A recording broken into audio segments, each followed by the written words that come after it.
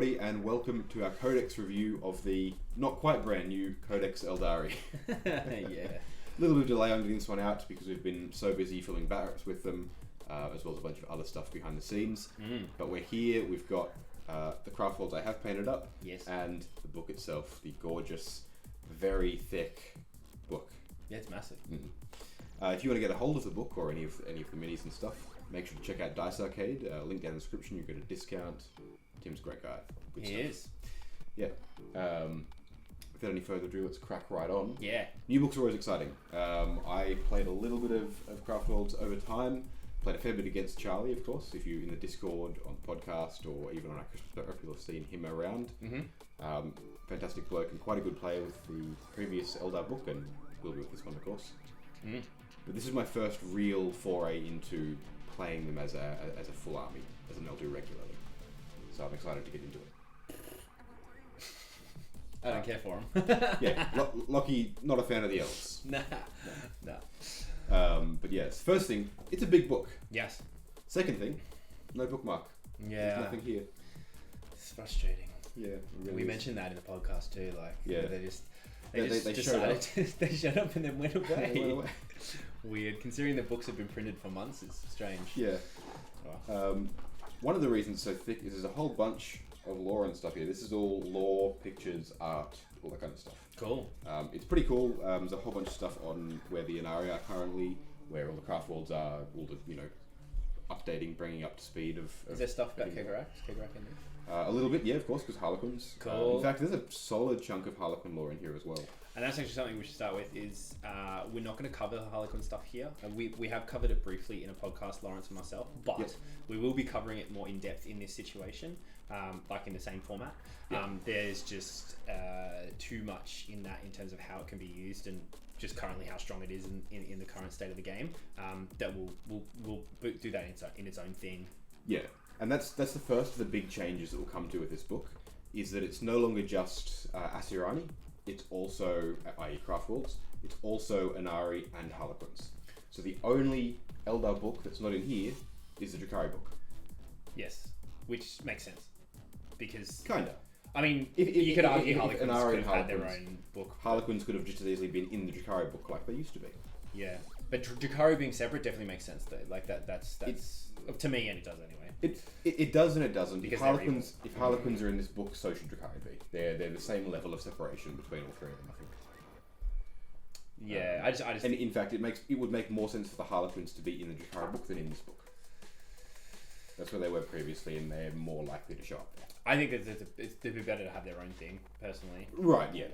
But also like Drakari is just more from a game models, There's a lot everything. more There's of just more fleshed out, right? For There's sure, just more yeah. lore on it. There's more everything that's been fleshed out. They've been more of a substantial faction for ages. Yes, So it makes more yeah. sense why they've got their own book. Yeah. But yeah. But yes, the first big change is that this now includes both of those. A little bit of pity Anari weren't their own thing as well. I think it's good though, man. It helps people With keeping the up big with model everything. ones. Yeah, Yeah. it's just like, I mean, I think a lot of other factions out there would love to have everything grouped into one, like in this situation. So, Yep. it's good. It is. Yeah, and it is good because it means you get this book and you get everything in it. Yeah. And there's a lot in it, which is really cool. There's 3 different armies in here, essentially, which is awesome. And how are they all laid out? Horrifically. There is like... Oh, this is the number one complaint. The number one complaint, which we've had for a bunch of books, and it's really obvious in this one. It's not a problem with only this book, but it's so obvious here. Yeah. Is that whoever edits and organizes these books needs to be So they're editor. fired, Or they're not editor. or ideally just dragged into a back alley and beaten, because I don't know what goes through there. It's horrific. You can't use this. Yeah. Well, it's difficult to use. You can, but it makes no So sense just at all. in context, how why is that an issue? So it's got the usual stuff that 9th edition has, where you've got some rules, then some more match play rules that are separate from those ones, then the Crusade rules, then more match play rules, Yeah. and then all the stratagems and data sheets and all that kind of stuff. So there's back and forth between things that just should be next to each other. Yep. But within that, because there's 3 books built into this, albeit the Anari are kind of grouped in with Craft Worlds and they function in a similar way, there's 2 separate ways to build an army in this. All of those Harlequins and Craft World / Aeldari stuff are just mixed together. Yeah, right. They're not separate areas as far as... Like you don't just go to I'm going to go to the Harlequin section and there's Right. just Harlequin stuff. Yeah. It's not like that, right? The data sheets are grouped. It goes Craft Worlds, then Aeldari, then Harlequin. Sorry, Craft Worlds, then Harlequins, then Aeldari. Yeah. But as far as the match play rules, the stratagems, all that kind of stuff, your data sheet rules, they're all just like mono-faction bonuses. your relics. They're all just mixed together. Yeah. Oh, God, that's bonkers. But like the last they're page, one big family. the last page of stratagems is like there's more Harlequin strats there than anywhere else. Yeah, that's just silly. But then like, is it because it follows this same grouping of type? Like, is it all strategic play or war game, whatever? No, it's kind of there, but there's no distinction between them. It's just like, oh, these are just Harlequin ones. Yeah. There's no like Harlequin stratagems or anything like that. They're just there. Yeah, smart person, you'd think you'd do that. Anyway. Yeah, and then there's just more rules that should be somewhere else, and then these, Standard Games Workshop editing. Yeah. Great. And speaking of editing, very quickly touch on. No, do it at the end. At the end, we'll come back to everyone's favourite part of our reviews, which is where we review the. No, don't tell them. All right. Comes at the end. Stay tuned because it's good. Quality content. That's it. You got to give them something to look forward to. You know? So where are we starting? Yep. So we'll start with the other big changes, which are the whole detachment abilities. Your mono-faction bonuses. These are your chapter tactics, your all that kind of big stuff. Yep, super doctrines or whatever. Yep. Exactly.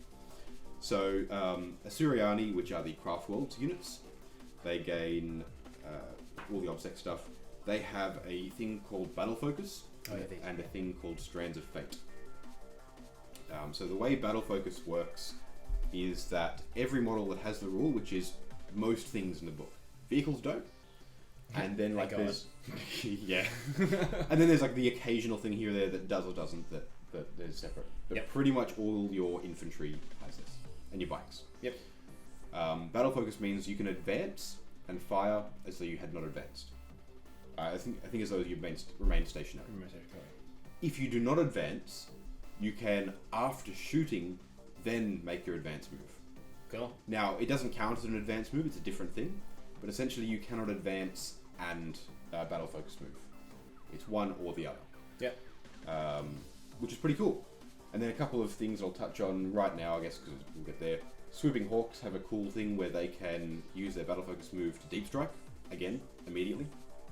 How does that work? What do you mean you Deep Strike? As in you take them off the table, and then you set them up somewhere else. Oh, okay. Which is pretty cool. All in the same turn. Yeah, this is what they do instead of Battle Focusing. Cool. They just jump across the board. So do like all aspects get a variation of the Battle Focus thing? Nope, but that's like Swooping Hawk's special thing. Yeah. With their jump back wings things. Okay. And their Phoenix Lord is Baharoth, has the same thing. Yeah, he's cool. Yeah, he's very cool. So that's the first one, Battle Focus. And then the second one is Strands of Fate, which I think is the...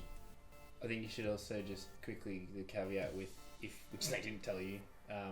Oh, of course. Yeah, so Battle Focus, yeah. So if you're doing a Battle Focus move through terrain, minus 3 inches from that. Through area terrain specifically. Because there are types of barricades won't do that. Yeah. Ruins that you're not counting as area terrain won't do that. Yeah. But area terrain, you're moving through it, you minus 3 inches from the move to a minimum of 0. So that 3 could be a 0. Yeah. And there's ways to mitigate that. There's a strat that gives you an immediate 6 on Rangers and Outcasts, so Rangers and their new bikes. Yep. But as far as that goes, in general, it's just minus 3 for moving through terrain. Which feels a bit... I don't like that. You say that. No, I know. You spent the whole lead up to this book coming out complaining about how broken it was going to be. No, I know. And then this came out and you're like, oh, it's balanced? I guess I'm upset. No. Like, as in, because I've played against it and I've seen it and it's like, oh, okay. It's also because it was marketed as, hey, you get free movement, right? Yeah. Or more tactical use of movement, right? Yeah. And look, I'm going to disagree with you. I think it's still very powerful. It's just not as obvious as it could have. That's what I'm saying. I reckon it should have just been, no, you can just do your move, whatever, through terrain or whatever. Like, you don't ignore like a neg 2, right? Say through difficult or anything, but just in terms of like, oh, if I'm moving into, but see, then it would have just been busted. It would have been Oh, my entire army shoots you and then leaves, and then you cannot interact with them. Still only 6 inches though. Doesn't matter if you're only towing half an inch into an obscuring ruin. Yeah. But yeah, so that's how Battle Focus works. Yep. The other big one is Strands of Fate. This is for all craft world stuff. As we said, the Harlequins will get their own thing. They're separate. They use slightly different ones. Which is so awesome. It's pretty cool. Definitely. But the craft worlds get this Strands of Fate, which is, I think, a very cool mechanic. I actually quite like it. It's better than the Battle Focus thing. Yeah, for sure. It has, and it's kind of been like a sleeper on that one. People weren't saying it was going to be the big thing, but it definitely is when the books come out.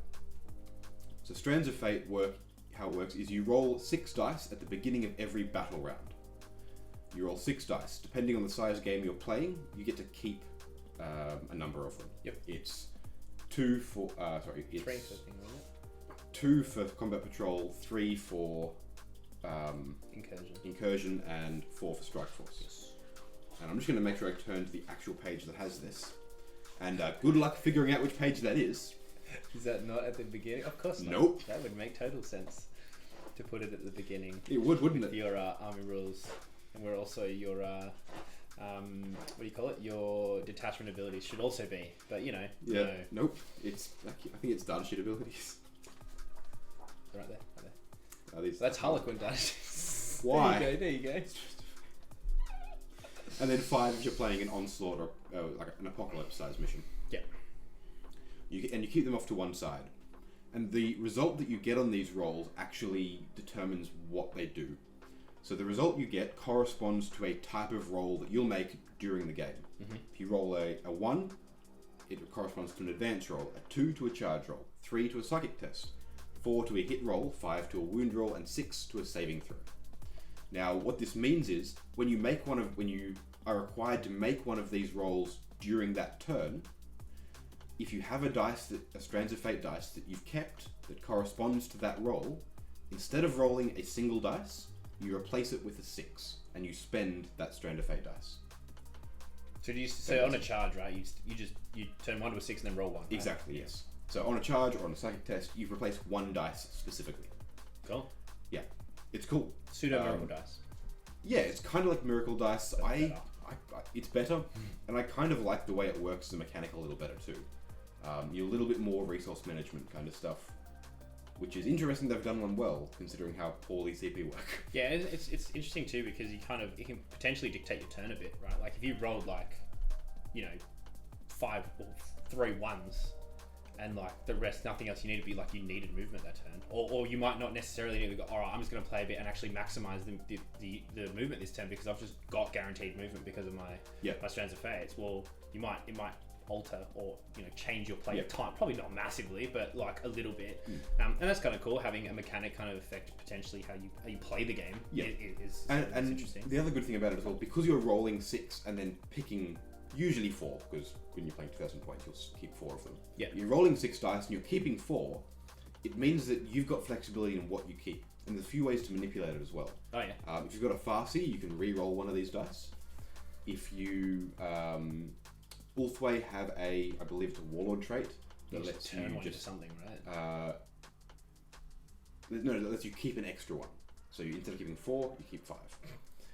And then there's a relic called the Weeping Stones, which I've used in every game I've run with them, and I think I'll continue to do. Yeah. Which is you just roll an extra dice when you determine it. You're rolling 7 instead of 6.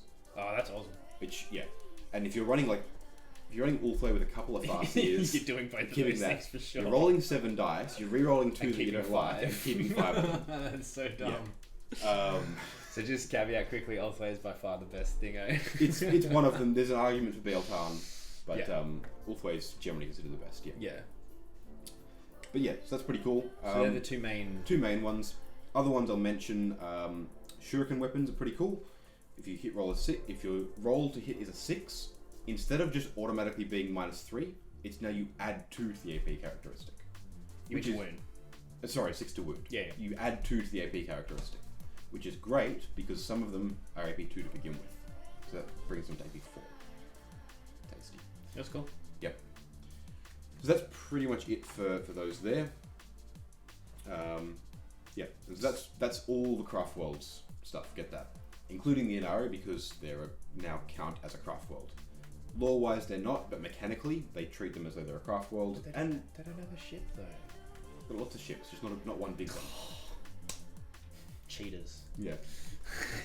they just walk everywhere. Yeah, in space. In space. I mean, they're old enough, right? They can just do it. They're not going to die. They're like Ents. Yeah. It's just the Lord of the Rings in space. But yeah. So yeah, that's what they have there. Speaking of craft worlds, let's crack right on. So we mentioned Ulthwé, so we'll start there. It's good. So Ulthwé, I mean, I think it is good. Don't really. It is. Yeah. Ulthwé are of course the big craft world. Eldritch. They're the main one right now. You'd say. They've always been the main one in the lore as far as the ones always? kicking around. Okay. Well, because they've got Eldrizzle. Yep. Eldrad. Eldrad Ulthran from Ulthwé. Stupid. Yeah. Yeah. Great naming. Yeah. Oh, the naming conventions in this are fantastic. By Great. the way, That's awesome. they're amazing. Yeah. Now Ulthwé are good because they essentially get 4 Traits. craft world traits, whereas everyone else only gets 2. Yes. So their 4 traits are: you can reroll 1 wound roll every time a unit makes an attack. Okay. Like So every time a unit makes an attack, pool, you get to reroll 1 wound roll for that entire unit. So pseudo expert crafters, right? It's half of expert crafters. Yeah. Yeah. Cool. Bieltan have the other half, which is Yeah. why they're one of the competitors for best. Okay. Their second one is that the first time a unit takes a psychic test, they add 1 to the result. Amazing. Per unit, right? Yeah, for every psychic unit. Yeah. Yep. That's pretty good. Cool. Army wide, 6 up invulnerable save. This is probably the weakest that they've got, the weakest of their 4 traits, because so much of the book has 5 ups already. Oh, okay. I was gonna say like I thought you were gonna say just this week, but like No, 6 up field no pain. 6 up, 6 up 6 up any kind of 6 up defensive buff. Over a course of a game, it stacks up. For sure, and it's Definitely. great on things that don't have 1 to begin with. So if you're running lots of, say, Guardians, which is very fluffy. Rangers. Rangers, Guardians, very fluffy for Ulthwé. So if you're running lots of those and you're not running the Serpent Shields, the 6 up invuln across them is fantastic. Yeah. But most of the rest of the army already has things like 5 ups, which are kind of like just a little better. Well, it's a lot better, but yeah. Precisely twice as good. Exactly. Precisely. I was gonna say it's a lot better. Yeah. But yeah, so that's cool. And then the 4th trait is that they have a 5 up, feel no pain against mortal wounds. Yeah. Great. Cool. I mean, I find it interesting why all Aeldari just didn't get that, right? From a point of like a psychic thing. Yeah. Right? I mean, they could.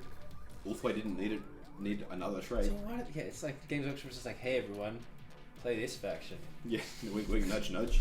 Yeah. So their Warlord trait, as I mentioned earlier, it's called Fate Reader, and after you make a Strands of Fate roll, if your Warlord's in the battlefield, you can keep 1 additional Strands of Fate dice. Cool. Amazing. Are they competing? No. It's No. not. There's no competition for that. There's no generic good ones in the. There are, but not for that. Okay, all right. You're not going to. You're taking that if you're running Ulthwé. Cool. Always. Fair enough. Yep. Their relic is the Ghost Helm of Alashazir, which is Alakazam. It's a fun name. Alakazir. Alashazir. Nice. Alashazir. Alashazir. Shazam. Ulthwé Psycho model only. They know an extra power and a 9 up on a psychic test means it can't be denied. Yep. So that's fine. There's probably better relics, but it's not bad. Well, is that an unmodified 9-up? Unmodified result of 9. Okay, so you can't do it on 8s with the +1 from your. Yeah, you can't do it with +1. That sucks. But when you're using Strands of Fate to give yourself a 6 to start with, Just need this to is roll on a a 4 up. 3 up, yeah, of Yeah. course. So there you I'd go. still fail that though. I'd You roll would, it yeah. too. Their stratagem is Discipline of the Black Guardians. When you select an Ulthwé Guardian unit to shoot or fight, +1 to hit. Amazing. Specific Guardian. Just shoot. Ulthwé Guardians. Okay. Now Guardians, you say that, oh, okay. 20-man units of Guardians, they can mince. They can do with work. their strength 3 guns. Yeah. Yeah. Look, number of shots, the things you can give them to like get them wounding and stuff like that. Yeah. Yeah, they're good. So be hitting on 2s. You can have them hitting on 2s. I think then you can have Get a the +1 +1 to wound somewhere. Yeah. I think there might even be a 6 to hit auto wound as well. So things you can do there. Cool. So that's Ulthwé. It's pretty cool. It's probably that and Bealtan are probably the two best ones. It's a bit up in the air depending on how you want to play them. If you want to run lots of Guardians, Ulthwé. It's also because of the whole Seer Council thing as well, yeah. So like, that's not an Ulthwé thing anymore. No, I know, but because of how the yeah. changes with Seer Council and how you run that, it works really well with So Ulthwé. we'll mention Seer Council when we get to the stratagem section, but keep it in mind, it's very good with Ulthwé. It's good with other stuff, but Ulthwé specifically is very good. Which makes absolute total sense, 100%. And it's good that that's the way it is, because that's how it is on the fly. Exactly. Eldred's always got his like band of little miscreants running with him, so his little band of yes men. Yeah, 100%. Now the other one, as we mentioned, was Bealtan. Beltan? Bealtan? Beltan. Beltan. I'd say Beltan. Beltan. Nice. Beltan. It's like Zoltan. No? Your tea. Zoltan. If everyone out there, dude, where's my car? The continuing controls, Zoltan. I want to do that flat out. It's all Zoltan. Alright. So Bealtan have their attribute, their 2, not 4, 2 attributes. Every time they make a battle focus move or advance, treat a roll of 1 or 2 as a 3. So they're minimum 3. Yeah. So they can still get a 0 for their battle focus if they're going through terrain, but they're always going to get at least a 3. Because it's a -3. So if they roll a 1, 2, or a 3, they're still not moving through terrain. Yeah, gotcha. But it's always at least 3 in any other circumstance, which is great. Movement's handy. Movement is always helps good. a lot. And then each time a unit with this attribute is selected to shoot or fight, you can reroll 1 hit roll. So it's the other half expert crafters, as mentioned. Amazing. Yeah, weird. Why they just get to Yeah. There's no explanation for this. They just do. You know why? It'll come out in an AOR or an Army Renown or something will boost it, or a supplement something that will. But it is weird that it's not just because none of them have that. Yeah, it's not like one. It's not like some of them has 3 or like So Alatok have 3, for example. Okay. But 2 of them are essentially like clarifying themselves to work with each other. Okay. So do the other? Everyone else has 2. Do the other ones have like an extra strat or an extra? There's nothing else. They just. Ulthwé just has 4 because Ulthwé. Mm-hmm. So Bealtan, their Warlord Trait is Natural Leader. In your command phase, you select one core unit within 6 inches of the Warlord, and they reroll all hit rolls. So it's Chapter Master rerolls. Oh wow, okay. So that's not a generic one. Nope, that's a Warlord Trait for Bealtan. Right, okay. Very cool. Works on core units. Are your aspects all your core? aspect warriors are core. Okay, that makes sense. Yeah. Right. Their relic is the Spirit Stone of Anatlan. Anatlan. They know 1 extra psychic power, and once per psychic phase, you can reroll 1 test for the bearer. Okay. No, that's good. That's good. It's good. I wouldn't say it competes too well with a lot of the other relics. Oh yeah, fair enough. But it's not bad. Like if you've got an extra relic slot around that you're like, oh, I got a psyker, I want to buff him up. It's good. Yeah. But you wouldn't take Bealtan for that. Okay. However, Wrath of the Shrines. Wrath of the Shrines. Rough of the. Use this stratagem in your shooting phase or the fight phase.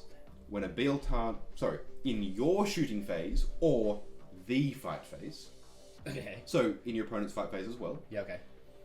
When a Bealtan aspect warrior unit from your army is selected to shoot or fight. Yep. Until the end of the phase, each time a model in that unit makes an attack, an unmodified hit roll of 6 scores 1 additional hit. So you get it for both shooting and combat. That's it. You can use it in both. Yeah, that's good. Amazing. Because normally it's stipulated one or the other. Dire Avengers, with all of us input of them as well. With this, horrific. Cool. Howling Banshees and Striking Scorpions in combat. Oh my god. This, right here. You would take the Craftworld just for this. I think fire drones, right? Yeah, but they're not shooting a lot of shots. No. And you can rely on them to get through anyway. You can. Oh yeah. You can rely on them. They do it naturally. Yeah. This is for Dire Avengers, essentially. That suck. Sorry? That suck. Dire Avengers are great. Okay. Dire Avengers are amazing in this. Okay. Yeah. 3 honourable mentions are Alatok, Samhain, and Eandon. So Alatok is if you're far away, -1 to hit. It's not as good as it used to be, obviously. Hasn't been in 9th edition at all. But it's pretty cool. You've got a couple of things there. You can make something that can a relic. You can make can't be targeted if it's more than 12 inches away. If it's in cover. Yeah, that's very cool. That's cool. It's a character, so you're already character protected, but it could be useful. Yep. Well, because it doesn't matter if you're the closest unit at that point, right? If you're more than 12 away, you can't be targeted. Yeah, so it kind of like supersedes the lookout server. It does, yeah. So it's definitely handy. And then they've got some other things there. If you're running ranges and things, or you're running an army, a gunline army that wants to be far away, Aletok's worth considering. Is there a ranger character? Because that'd be super cool if you had like a ranger character who was a 6 sniper. That would be like. Yeah, we used to have like Illic Knight Spear, which I think was the Blackstone Fortress Ranger. Okay. But not anymore. Okay. That's a shame. Yeah. Eandon is for Wraiths. Now I've got my own opinion on Wraiths, which we'll cover when we get to Yannari and to their data sheets. I love Wraiths, by the way. Who doesn't? They're super cool. It's so cool. They're the only cool thing about Aeldari, really. About Craft Worlds. They're the only cool thing. So their whole thing is that they make Wraiths better. So they make leadership better across the army by ignoring modifiers to combat attrition. Whatever. Who cares? Right? Yay. Whatever. That's so lame. And it ignores AP. So it reduces AP 1 and 2 by 1. So AP 1 is nothing, AP 2 is AP 1. But then AP 3 is still full AP 3. Yeah, that sucks. It's like, whatever. It's pretty pooey traits. I mean, it's kind of fine. Whatever. I mean, really, are you shooting AP 1 weapons into Wraiths anyway? Probably not. Yeah.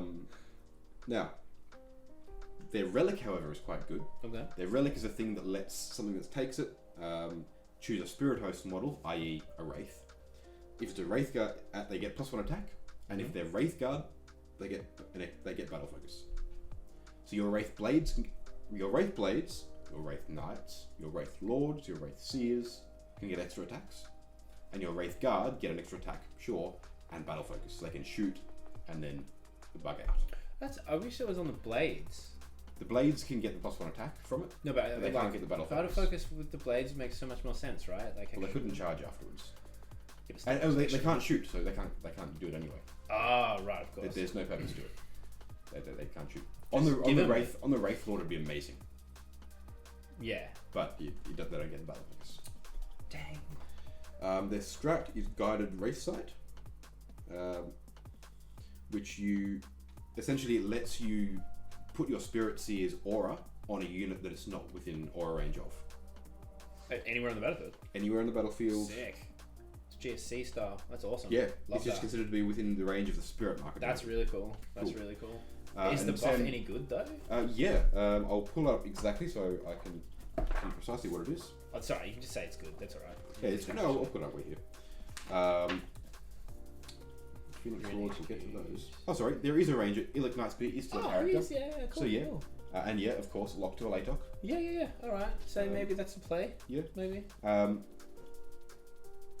So Spirit Mark, reroll wound rolls of 1. So it's fine. If you're running Wraith Blades, it's quite handy. It's good that it's a strat and not like a relic or something, because you can just play it whenever you want. Exactly. And it's 1 CP, right? Yeah, 1 CP. Yeah, that's good. It's cool. That's so if you're running onto Wraiths, something to think about. Sam Hain, very quickly, running onto bikes, think about them. I'm just going to move straight on. Yeah, which is cool. Yeah. You've got your own custom craft world section as well. Yeah. Which is very nice. And there's a spicy build in there to do with just shuriken spam, right? Yeah, there's a couple of spicy builds in there. Won't go right into them because I haven't had a lot of time to play around with those yet, unfortunately. But I'm excited for them. If after this you can just Google it, and I think Manny Shima did a list with it, or some pro player did it. Yeah, it's pretty cool. There's some good stuff in there. Yeah. Now the final craft world functions as a craft world, but it's not. Is the Yannari. Okay. And this is kind of like your fave, yeah. This is kind of Like I painted up the Incarn, and now I'm just like I just want to use them all the time. They're cool. Cool. It's a cool model. It is, yeah. The Yannari are pretty cool because they let you mix things from different detachments. So their main shtick, their main big rule, is that any craftful detachment from Yannari can also include Harlequins units, Cabal and Cult Drakari units, as well as Incubi and Scourges. But it's 1 for 1, right? For every and you can include Harlequins and Drakari units in a detachment only if you have a corresponding craft world unit in the same battlefield role. Yep. What that means is if you take 1 craft world troops like 1 unit of troops from your craft worlds, then you can take 1 unit of Drakari and Harlequins. Or Harlequins. Drakari or Harlequins. Yeah. So that's any data sheet, right? So you could be like elites for elites and heavy support for heavy support. Okay, that's pretty cool. So you take 1 troop, you can take 1 Dark Eldar. You take 1 elite, you can take 1 from there. So realistically, you're taking, as Yunari, 1,000 points of like 50-50, right? More or less? It depends. You might not want to. There's a lot of good stuff in the Craft World book. And a lot of benefits from their next stuff. But the Harlequins and Drakari won't get their rules. They don't get their detachment abilities, but they do gain the Inari ones. Okay. They don't, however, as far, and this is my reading, I could be wrong, the Drakari and Harlequins don't gain the Strands of Fate rule. Yep. So they can't benefit from those, which is unfortunate. I hope that gets FAQ'd and they get the whole Strands of Fate and battle focus on the appropriate units. Yep. Because it would be nice to bring them all in line. But as I'm reading it, they currently can't. Is it because they only get given the Yunari keyword and not the Craftworld keyword? No, it's because Strands of Fate and Battle Focus are a data sheet ability. And not an army-wide ability. Exactly, and the Inari stuff doesn't give those data sheets those rules. Right. Yeah. But what they do give them is Strength from Death, which is their attribute. At the start of the fight phase, so fights first. Yeah, cool. Everywhere. That's brilliant. It's pretty good. So they're all Cult of Strife now. Cool. And then each time an attack is made by a model with this attribute, if that model's unit is below its starting strength, add 1 to that attack's hit roll. Okay, so you lose a model, you just get +1 to hit. Yeah, which is amazing. And that should be FAQ to be below half starting strength, but yeah. No, definitely not. Definitely not. Because keeping in mind, that's so powerful. It is powerful, but I guess who's only killing 1? Who's only killing 1? Yeah. I guess. Yeah. Their Warlord trait, Warden of Souls. Your Warlord regains a wound. Sure. When the Warlord is selected to fight, anything with an engagement range is below starting strength, +1 to strength and attacks. Cool. That sucks. For your first round of combat, you're not getting any buff. Oh, you shoot them first. Well, yeah, but I mean, look, I can see that being on a fighty autarch that you want to send up on their own, which is a build I'm going to try out a little bit. That with that sword I used on you the other day. On me? Yeah. Okay. Into the tower. All right. The sword that gives you D3 plus 3 extra attacks. Oh yeah, so you get like 11 attacks. Yeah. Running that and running this would be pretty cool. Yeah. Because you run up, you pop a model with your pistol, you jump in and you just mince. But it's fine. Yeah, it doesn't. That's all it is. Just fine. +1 strength on a what? It's strength 5. 4. It's gonna be strength 4. 5. So it goes to be strength 5 or 6 with the blade. Yeah, fine. Yeah. Their relic is the Lost Shroud, -1 damage, and unmodified damage characteristic of 1. You add 1 to armor saving throws. That's awesome. It's good. There's not a whole lot. Because is it neg1 from range or is it neg1 period? Period. Yeah. Okay. That's good. So it's -1 damage and if it's 1 damage weapon, +1 to your armor save. That's good. So any It's for cool. example, blade guard into you, you're neg1 their damage, then you're getting +1 to your armor save from the same attack. That's super good. That's really nice. No, unmodified damage characteristic. So you can't neg1 and then do it, which is unfortunate. Yeah. Because that would make so much more sense. Thousand That would Suns be a have the great same thing. synergy, like of just. Thousand Suns have it as a synergy. And Yeah, it's no, good. that's why it's really good for they them. don't here. And their stratagem is if you target a unit that's below half strength, you get +1 to wound. Yeah, okay. So it's kind of like better GSC in ways. You're getting +1s to hits everywhere, and you're getting also like +1s to wounds everywhere. Yeah, but you need to be taking damage for that to happen, which is kind of cool. Yeah, I guess. It's thematic. I like the flavor of it. It feels cool. And there's Doesn't scream broken. It doesn't, no. When we get to Wraiths, I'll mention my favourite build out of that, which I'm definitely going to try out on the channel soon. Cool. Spicy. But yeah, the book does include an example patrol detachment here, which explains like the complex mixing of different books, which is a really cool thing. That's good. They've never really done that before. They've done it a couple of times with other things here and there. I can't recall which one they've done it with, but I know they've done it. They have. There's one like a chart like that? Yeah, there's at least one of the book that has this in it, but I can't remember which book it was. I'm going to call you BS on that one, mate. Unless it's orcs, I don't. We'll have all of them and none of them have a book like that in it. A clear description of the I feel like wordings. It might be Tau. Doesn't matter, it's good. It is good. But Super I good. feel like there's one other one in 9th edition. Might even be GSC with Brood Brothers. It's not. No? Okay. And they've got that for including Harlequins. You can include a patrol detachment without This is breaking. great. Yeah. They definitely do not do that with any other book that I've read. They haven't done it to this extent, no. That's great. They're full of giving you an example of like how to you do it. would do it. Yeah. That's really good. Yeah, Because it is. I mean, the words get confusing. They do. I mean, even if they were written properly, it would still kind of get confusing. Yeah. So it's really good that they use pictures. Pictures are so much better than words. For sure. Everyone use pictures.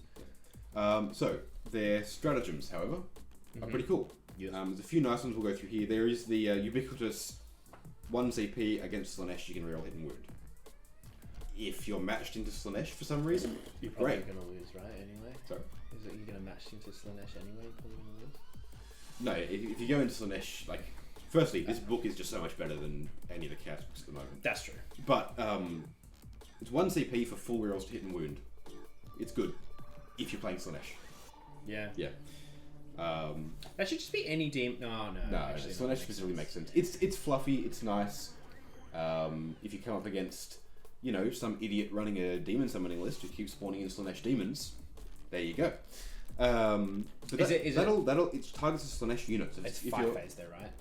Fight phase. Yeah. But if you're playing CSM with some Mark of Slanesh units, some obliterators hanging around, It's a things shame like that's that. not shooting as well. It is, yeah. Yeah, that'd be really cool if it was shooting. Or you have like one that's for to hit, and then the other one is to wound, and then but they're for both. Yeah. Like that would be cool. Yeah. But anyway, it's fine. Cool. Whatever. You've got automatic move 6 battle focus. That's great. Cool, 1 CP. And that does mean that you're always going to get that 3 through terrain if you really need it. Lightning fast, 1 CP, -1 to hit you. Good. Hasn't changed. It's great. Now, Blade Storm is the one that makes Dire Avengers horrific.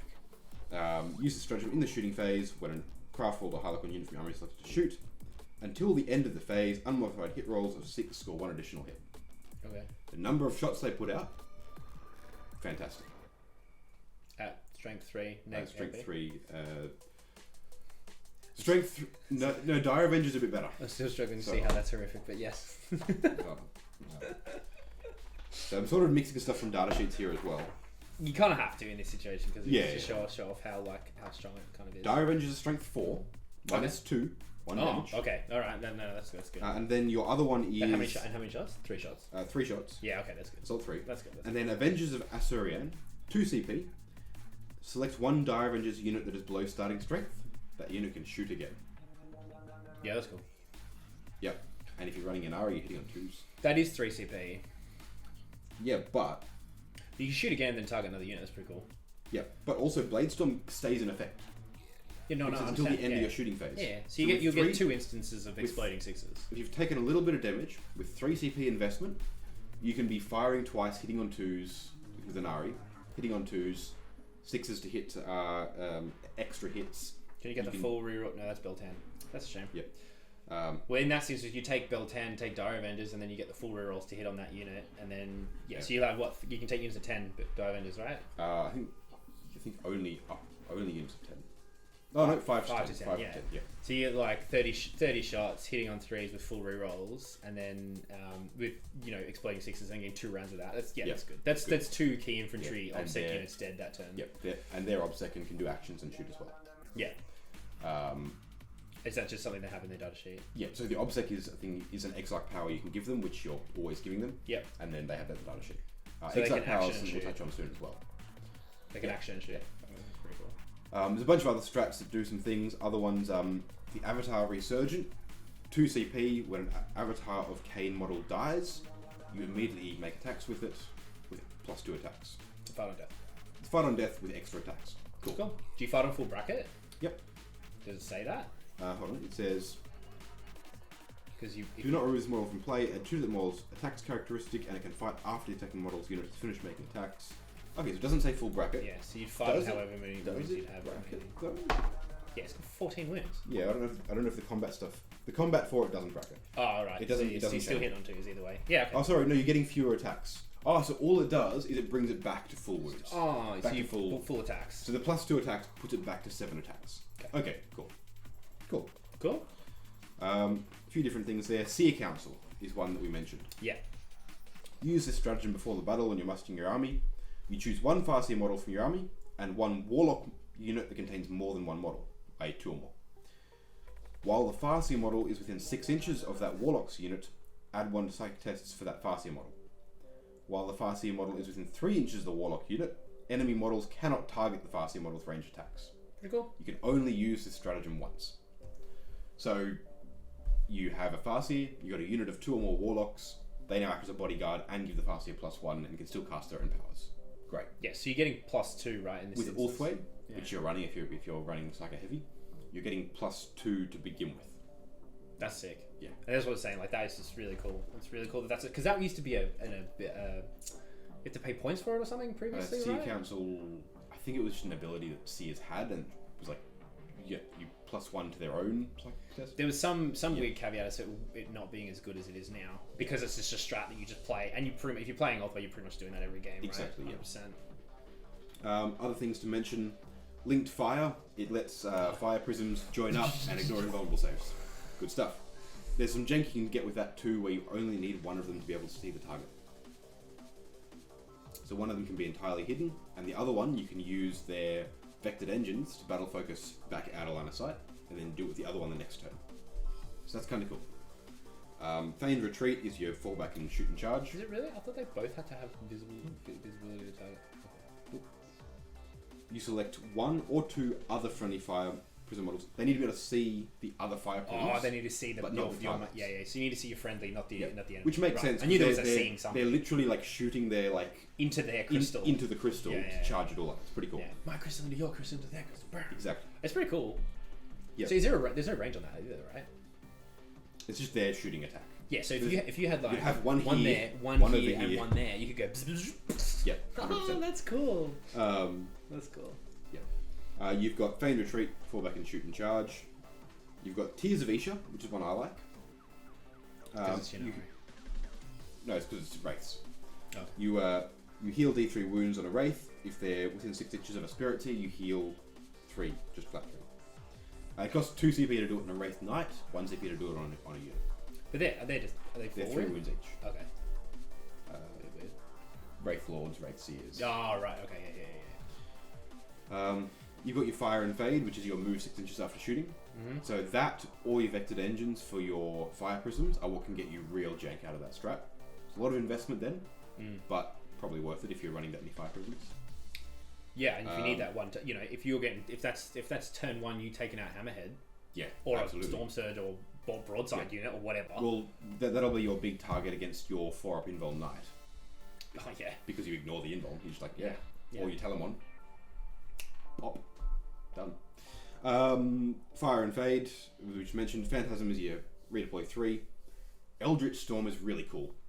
It's not the best strat, Okay. but it's super thematic. Okay. You spend Eldritch Storm, 3 CP, so big one. This is your like orbital bombardment thing, but it's just cool. Okay. It's a really thematic one. So you use it in your command phase. If a Farseer is on the battlefield, you select 1 point on the battlefield within 24 inches of the Farseer and place a marker. In your next psychic phase, i.e. the phase after your movement one, in the same turn, Farseer models from your army that are within 24 inches of that marker can perform the following action. It's a Warp Charge 5 action called Empower Storm. So it can be denied. It can be denied. So you can spend 3 CP for nothing. Well, no, not quite. Then at the start of the shooting phase, immediately after that, Okay. roll 1d6 for each unit within 6 inches of the center of the marker you placed. Okay. It's all in the same turn, so you can pick a point where your opponent's clustered around and go mortal wounds. Okay. Subtracting 2 if it's an infantry character. Sure. Okay. On a 2+, that unit suffers D3 mortal wounds. Yeah. Done. Okay. And for every time you manage to successfully cast that action, they suffer an additional mortal wound. Like continuously. No, as in, because you do that in the psychic phase, then Yeah. this all happens in the shooting phase. Oh, right. Okay. So if you say have 3 Farseers across the table, and all 3 of them complete the action, then you're It's getting D3 D3 plus plus 3 mortal wounds on Okay. every unit that you roll 2 up for. Okay. Within range. Within 6 inches. Within 6 inches of the thing. So But it still can be denied if from the beginning, right?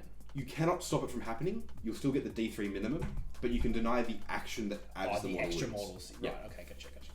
So So look, it's 3 CP. You need to kind of have built for it, That feels and like you that need, should be expensive. and your opponent needs to like group up. But also, like, it's just really cool and thematic. So Yeah, it is pretty cool. it's cool. Web-Way Strike is your built-in deep strike. It's your CP deep strike. A few different things there. A few cool Wargear strats. Nothing to write home about really. And then a bunch of Harlequin strats, Which are awesome. which are amazing, and we'll cover that Absolutely amazing. in the Harlequins. The Exarch Power is the next bit of the book. Okay, cool. And I this your do pay just want to points? point out there is a gorgeous piece of art right next to it. This struck me when I opened the book in the first place. Lockie's not impressed. Whatever, man. It's a really gorgeous piece of art with the avatar of Cain, obviously the ritual of the young king that's been summoned, or whatever it is. Whatever. It's cool, and I like it because of the way it mirrors a lot of the artwork of the gates of the Imperial Palace on Terra. Oh yeah, that is true. It's like an Eldar like almost reflection of that. But it's which is a really cool. is Like, that what they do though? yeah, They build to that kind of exorbitant. Because I always thought that was like Yeah. the human the monkey ridiculousness. It right? is, but the whole point of the Eldar and the human dichotomy is the Eldar are like they're a few steps onwards from where the Imperium is. They've been there. They've done that. Yeah, okay. Their excesses is what destroyed them and Yeah, what yeah, slashed yeah, into being. And the Imperium is, or humanity kind of had their own fall Yeah. with the Dark Age, but the Emperor's trying to rebuild it, and they're still kind of like, we've been there, we've done that. We know better. Listen to us. Yeah. We're like, we don't care. We have Colin. Shut up. Yeah, exactly.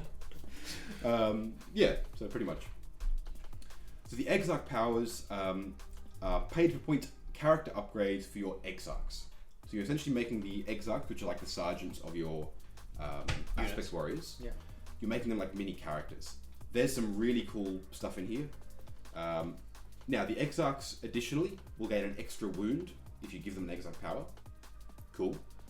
Important to remember because it's not like written in the power, it's a separate bit at the front of the Exarch powers bit. So if you're playing the book, remember, extra wound on your Exarch. Or just read properly. Yeah, but like it's not something you're going to look at during the game because this isn't where the rules for they sorry. are. Yeah. are. So I'll just take keep that in mind back. that I'll take your Exarch has an extra wound if you've given them a power. And then, depending on if your Exarch is of a shooter unit or a fighter unit, they get +1 ballistic skill or +1 attack. Cool.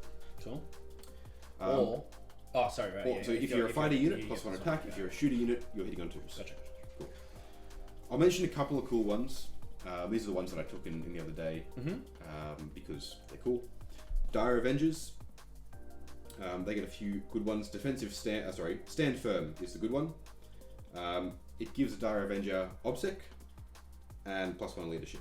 So, for those of you who can't see, for each aspect, you have like 3 options. Yeah. right? So you have 3 options. And each costs Each aspect. different points. For the most part, yeah. Dire Avengers have 3 of them. You can give ones to one of them. Make shurikens go off on 5s instead of 6s. That's pretty sick. But cool. just for him though, or her, or him.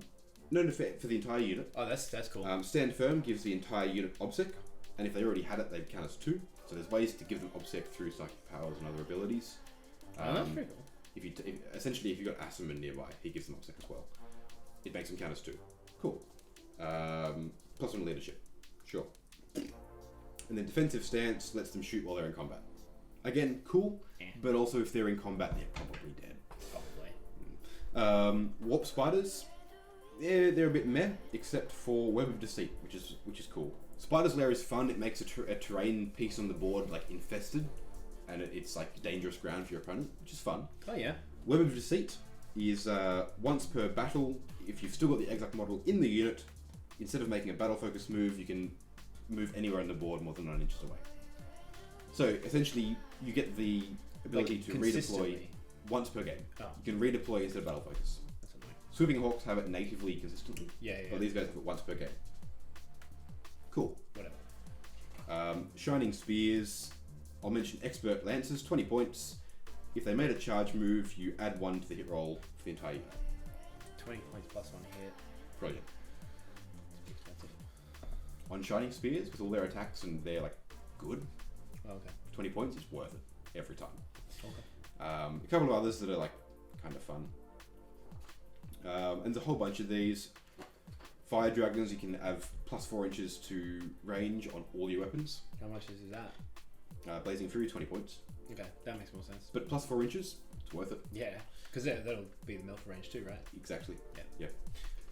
Swooping Hawks, rapid redeployment, they can fall back and shoot. A few things there. That's pretty much it. Like there's some cool stuff in there. If you're running lots of aspects, make sure to look through those. So then we've got secondaries. Are they all They're, bad? they're not all bad. They're all. So you got 4 this time, not 3. There's 4. Yep. Okay. They're all situational. You've got Scry Futures, which is you perform a psychic action on an objective and you score 3 points. If you're built to do psychic action, you can build lists that can do either this or psychic interrogation and get 15 points every game. Yeah, that's good. I mean, we've seen how powerful Purifying Ritual is for the GK.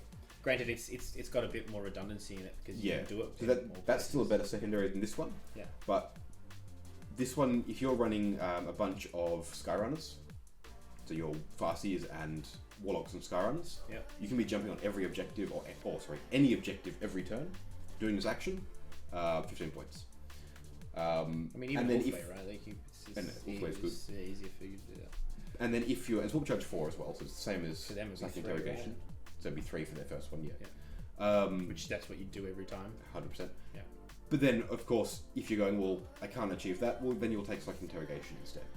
Yeah. Because your list will do that just or even well. War Ritual as well. There's exactly. The psychic secondaries now have good play, so it's good that they gave them a good one. Yep.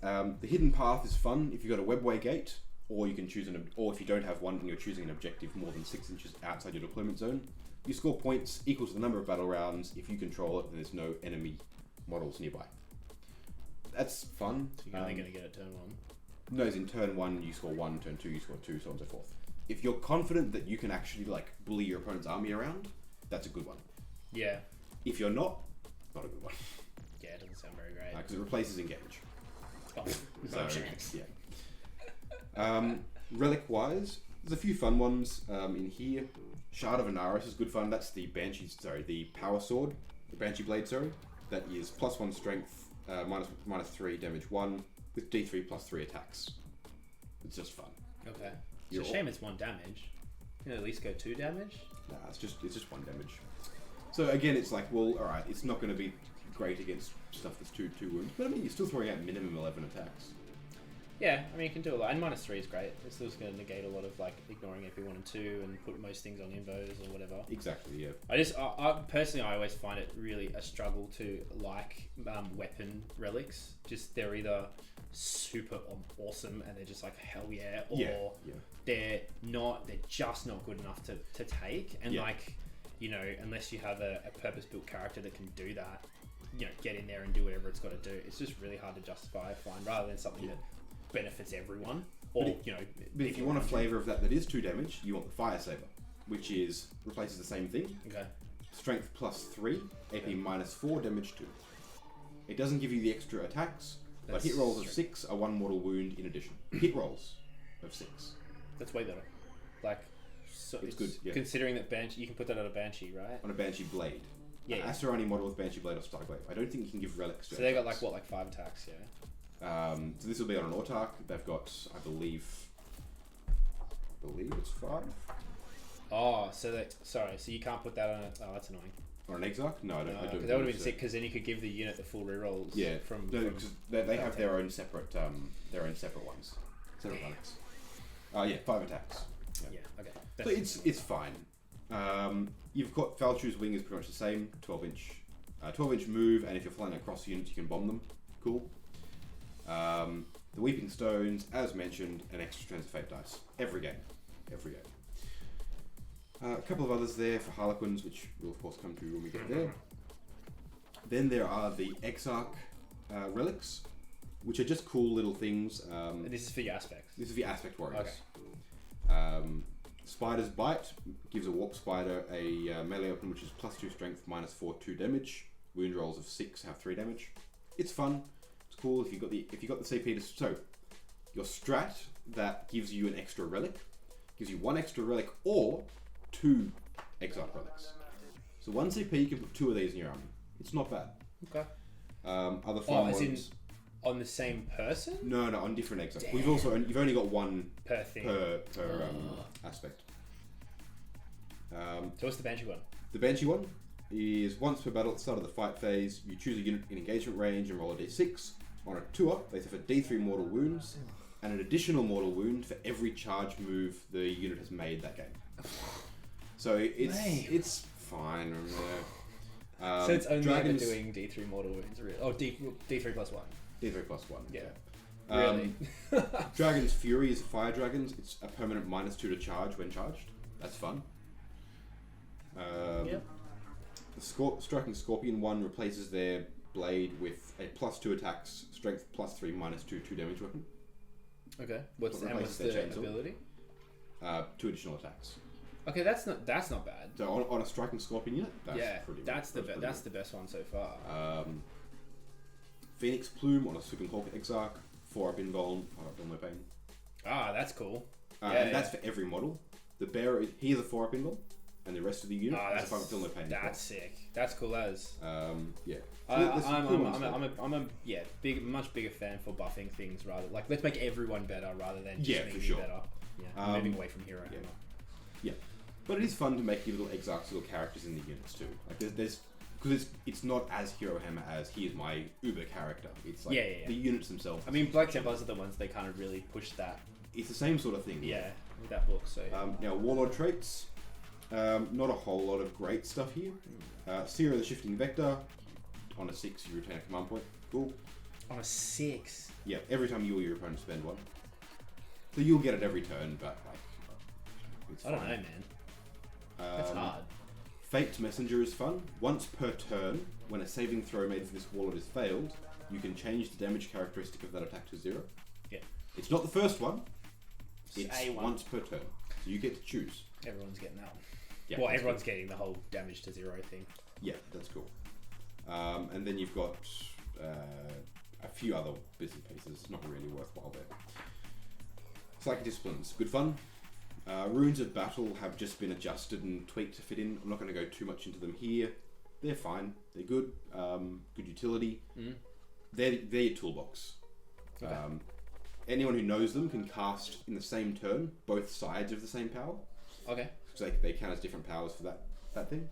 So you can have someone choosing from essentially 4 different effects. That's pretty like a warlock, which is pretty cool. Yeah, so there's good utility there. They basically all do the same thing, just adjusted to fit within 9th. The Runes of Fate, in a very similar way, do the same thing. Guide and Doom are still 4 rerolls to hit and wound. Fantastic. Fortune gives you a 5 feel no pain. Yep. Executioner is just mortal wounds, and then if you get it off, you do additional D3 mortal wounds. Cool. Mind War is a pretty funny way to just pop a character. Okay. You roll off comparing leadership. And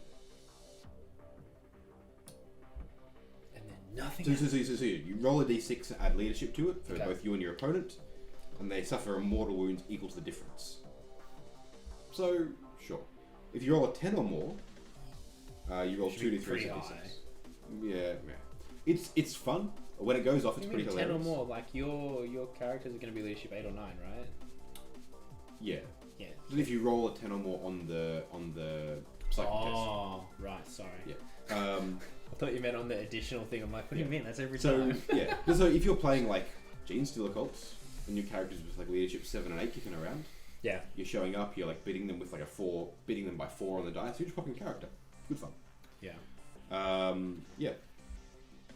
Then you've got the Runes of Fortune, which is kind of fine. You've got one that gives you a command point. Oh, that's cool. A power that gives you a command point. A power that gives you a command point. You've got a power that is not very good. It's mortal wounds on a successful wound, but that's it. Not an addition. So if you've got a whole bunch of 1 damage attacks going in, that could be useful. Wait. So instead of doing damage, it just does 1 mortal wound. That's awesome. If you've a lot of stuff's damage too, though, so you're losing out on damage on a lot of things. Yeah, but if you were to say Death Guard, it's situationally amazing. Yeah. But then sometimes it's just not. But you gotta take for it, I guess. It might be worth busting around on a Warlock somewhere in your list. If you've got a Warlock Skyrunner and an extra power slot, pop it in there. on your 10 Dire Avengers with your full rerolls and your other, explodey 60 things, that'd be awesome. In melee. Oh. Yeah. I've got to bring you down, man. Melee. No. Yeah. Ghost Walk is +2 to charge. Fantastic. That's great. Then you've got, pretty much it. You've got Impair Senses, which targets an enemy unit, and they can't benefit from aura abilities. That's also great. That's great. Yeah. Now, the Revenant Discipline is pretty spicy. This is the Aeldari one, and you've got a few things here that are not quite nice. So can you have different people taking different disciplines? Aeldari ones don't have access to the Runes of Fate, but they can choose from all the others. Okay. But, again, you choose a discipline to choose from, and then you choose from that discipline. Yeah. Same as normal. But you can't mix and match within your list. No. Yeah. Within your list you can, not within the same model. Yeah. The Incarn, incidentally, knows all 6 of these permanently, which makes sense, and it's hilarious. Gaze of an Aid is a direct to Witchfire, so Storm of Whispers. They're both situationally useful. Storm of Whispers is pretty fun with the Incarn if you're trying to run the whole drop in the middle of your opponent's army and bubble damage. Storm of Whispers works with that really well. Cool. Now, Word of the Phoenix is everything but Wraiths. You can bring models back from the dead. Cool. Which is cool. It'd be nice if it was Wraiths. 1 D3 if they're troops. Okay. If it was Wraiths, that would be incredible, but it's not. It's just everything else. So, fine. Which is weird, because it kind of makes more sense for it to be Wraiths. Almost, yeah. Because Wraiths are just nothing but the spirit inside a construct. It'd be cool if a spirit seer could do that than Wraiths. Yeah. That'd be cool. What? Okay. Just reanimate zero. Anyway, Unbind Souls. Very Necron-esque. Yeah. Unbind Souls is fun. It's Malediction, you choose an opposing unit. Every hit roll of 6 that targets that in melee automatically wounds. Yeah. That's cool. Again, if you've got the Incarn around there and some units, you can just throw it out. Wish that was a blessing. Maybe you could just bless your... That would be cool, That would be so much better. Just bless your unit, whatever you go into. I think Malediction's almost better, because you can charge multiple units in then. And if you're running an RE, you've got Fight First across the whole army, you're wanting multiple charges. Actually, yeah, you don't care. Yeah. So, yeah. Shield of an Aid is the fun one. 4-up invuln. That's great. Everything's a Titanic. I mean, that was super strong in Crush Stampede, so yeah. 4-up invo as a power is great. And what's the cast though? 7? Casting on a 6. 6, that's great. You can Strands of Fate that right out the gate. Yeah, that's pretty awesome. We'll come back to that when we come to Wraiths, because again, spicy. And then Ancestor's Grace is +1 to wound. Cool. Again, that's awesome. Yeah. So those last two, 5 and 6, sick. Those are probably what you're going to be running on your fast. Even the third one. Word of the Phoenix. No, they're Unbinding Souls. Unbind Souls. Yeah. So look, 4, 5, 6 are your real good ones. Yeah, for sure. Honestly, the first 3 are good situationally. Having them on the Incarn, who you're kicking around in your opponent's lines, very good to have all 6 of them. Yeah. Because that's when you're going to just be like, oh, I want this thing specifically right here. Right now, yeah. Yeah. But those last 3 are the ones you're going to build into your lists. Personally, I'm not the biggest fan of Witchfire powers either, because they just don't... Yeah. Again, it's the same thing with Relics. You get so much more benefit out of Blessings and Maledictions because it affects the rest of your army than just, I can just dump... Unless you can dump heaps, right? Yeah. 1000 Sun level done, obviously. But if not, I just don't think they're worth it. They're wasting slots, really, in my personal opinion, anyway. I think there are some Minari builds that build around the Incarn and Farseers, like doubling down on Eldritch Storm and then just mortal wounds everywhere, which would be fun. I'm not sure it's good though. Yeah. So we'll move on to data sheets. We've already mentioned Battle Focus and Strands of Fate, so we'll just move straight on. Now, the biggest glow up of the book is of course the Avatar. The biggest glow up, really?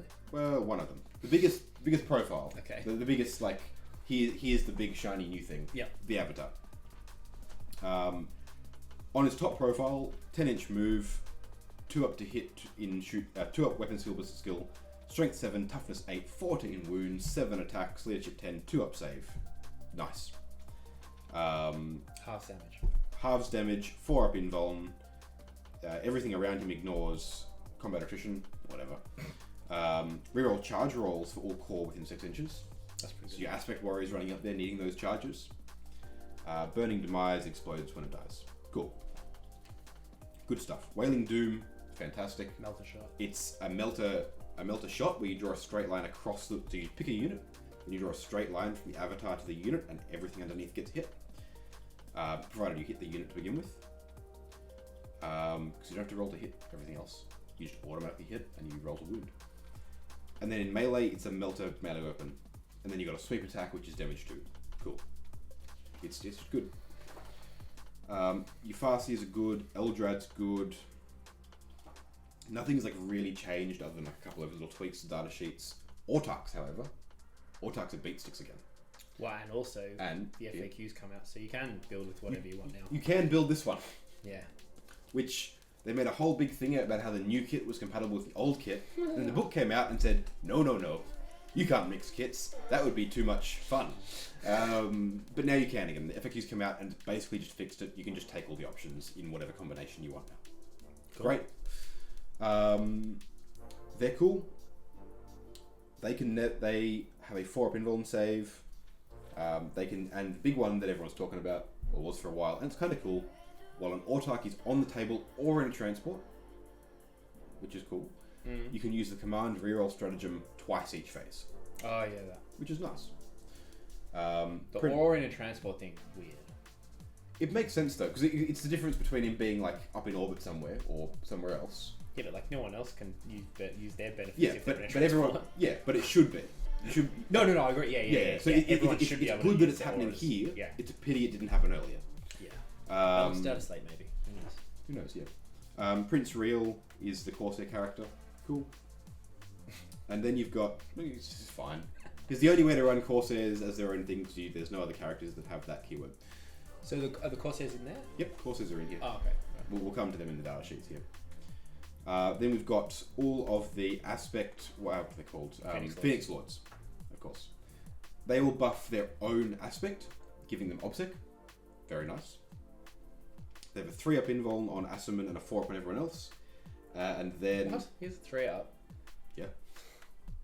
And they all have the Favoured of Cain keyword, which means they cannot lose more than 3 wounds in a phase. So they're all mini Catan. They've got 6 wounds each. Why? Sorry? Why though? I don't understand.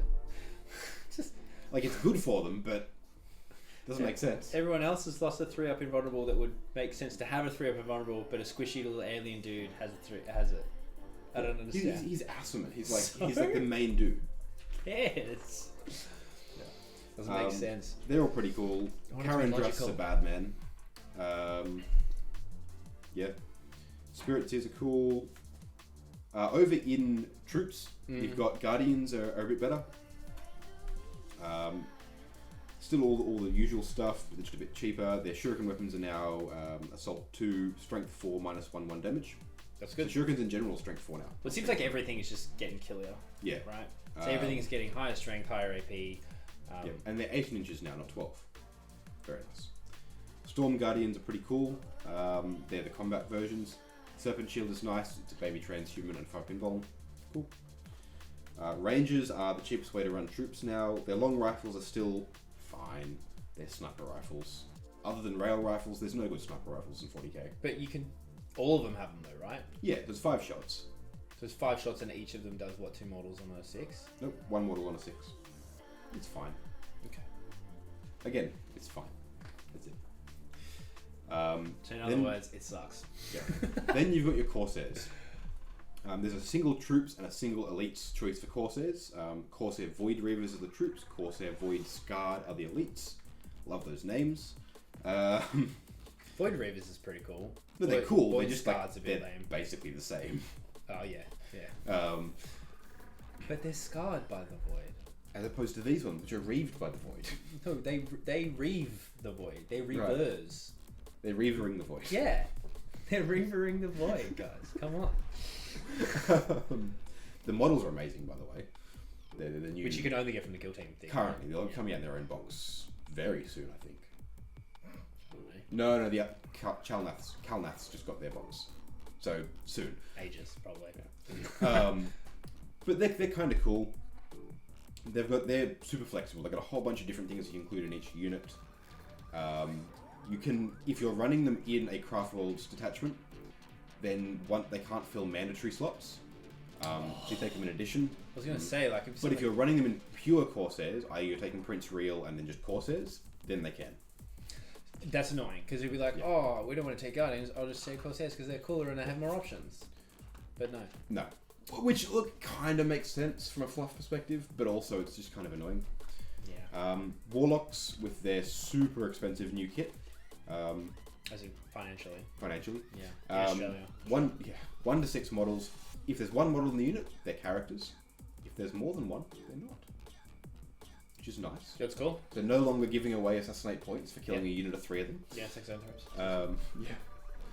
Warlock Skyrunners, still good. Then you've got into the Aspect Warriors. These are all core. But they've elites. all got 5-up invulns. Dire Rangers are elites now, yeah? Yes. Dire Rangers elites. They've all got 5-up invulns. 5. 5-up. Okay, that's They're good. all core.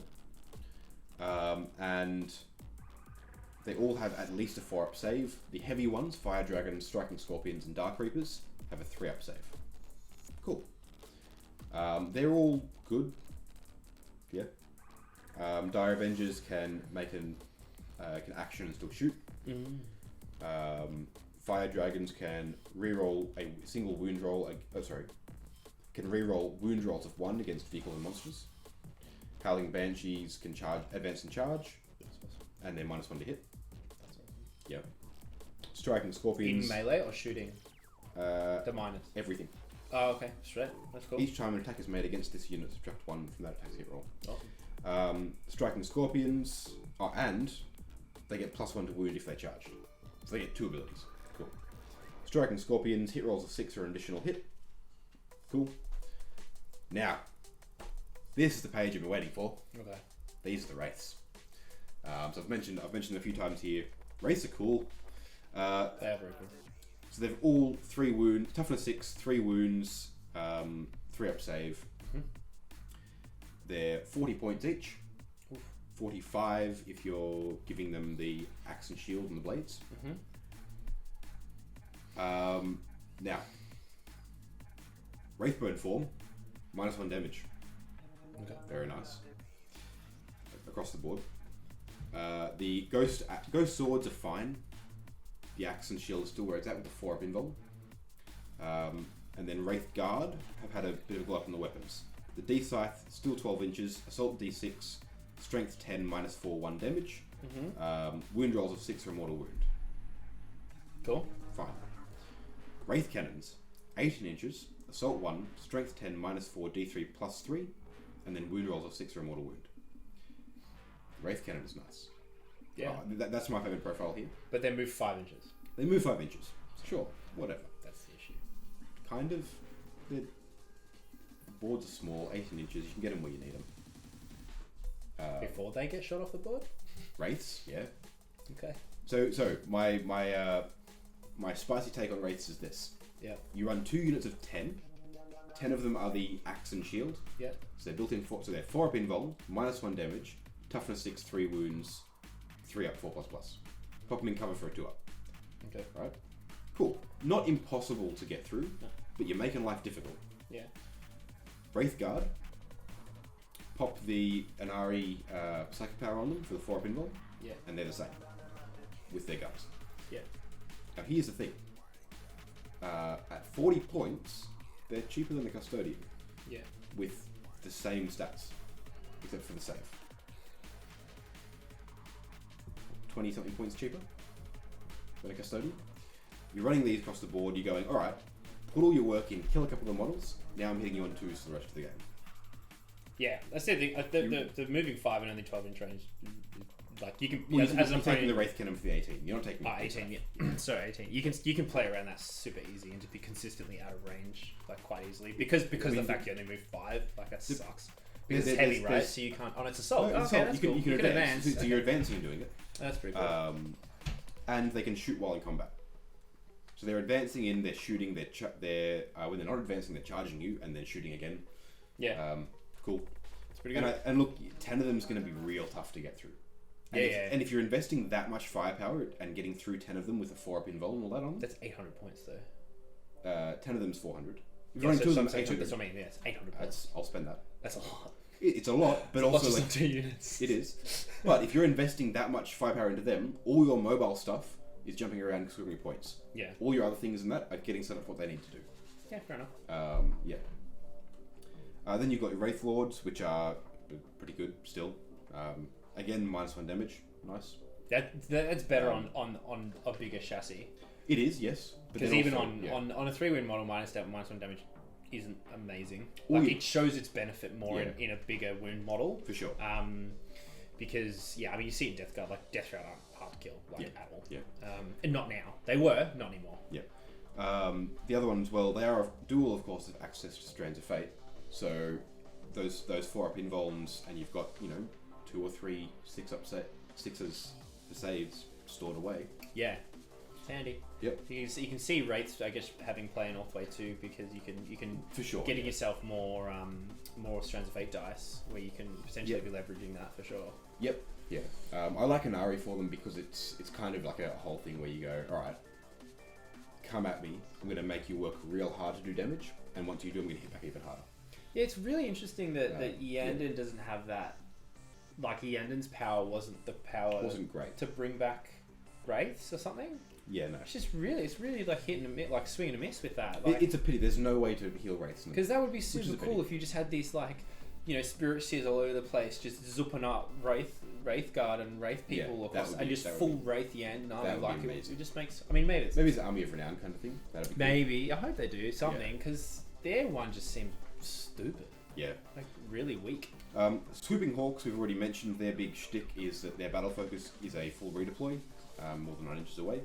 Warp Spiders, they have their free deep strike. First time in each phase, their selected target of a charge, they can move 6 inches, which is cool. Does that say your opponent can then redeploy? It doesn't say that. So they'll fake you that. They'll FAQ that, yeah. Shining Spears, auto advance 6, -1 to hit. Take advantage of it While you can. Shroud Runners are the new Ranger jet bikes. They're cool. They get battle focus. They got some sniper rifles. Scatter lasers are nice. Sure. It's fine. War Walkers are pretty fun. They're a cheap chassis to put guns on. Missiles, right? Missiles, Bright Lancers, even you put pulse lasers on them? No. Ugh. I kind of want to run them with shuriken cannons. And run the shuriken build. Even without that, shuriken cannons are pretty good now. 24 inches, heavy 3, strength 6, -1, 2 damage. Oh, the 2 damages, that's pretty and good. they're cheap. They're like 5-10 points. Yeah, nice. So they're pretty cool. Dark Reapers are kind of meh. They don't have battle focus. Their models are meh too, so they have their faces, man. the whole models are just Support weapons are still fine. They're a little bit pricier for what they do now, so it's kind of not you as... still have the ignoring LOS one, yeah? Yes, you do, with the what's it called? The Shadow Weaver. Yeah, sure. 48 inches, heavy D6, strength 6, -2, 1 damage, blast. Ignores one side. Cool.